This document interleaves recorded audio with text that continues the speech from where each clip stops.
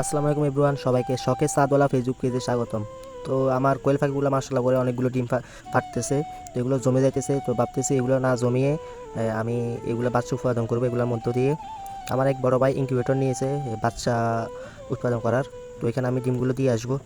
তো দেখতে দেখতে নিয়ে আসলাম আমার বড় ভাইয়ের কাছে, ও অনেকগুলো ডিম বসাইছে প্রায় 50টির মতো, আর ভিতরের তাপ আছে অনেক প্রচুর। তো আমার যেগুলো আছে দিয়ে আসলাম ওগুলোর মধ্যে চিহ্ন দিয়ে রাখতেছে। সেও কোয়েল পাখির পাশাপাশি মুরগি ডিম বসাইছে। তো ওইগুলোর মধ্যে বাচ্চা এসেছে কিনা দেখতেছে মোবাইলের লাইট দিয়ে। তো প্রায় সবগুলোর মধ্যে ভ্রূণ চলে এসেছে।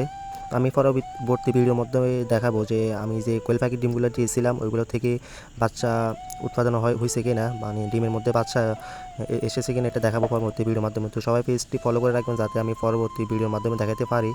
প্রায় 18 থেকে 19 দিনের মধ্যে ভিতরে মানে ডিমগুলো ফুটে যায় আর কি, বাচ্চা চলে আসে।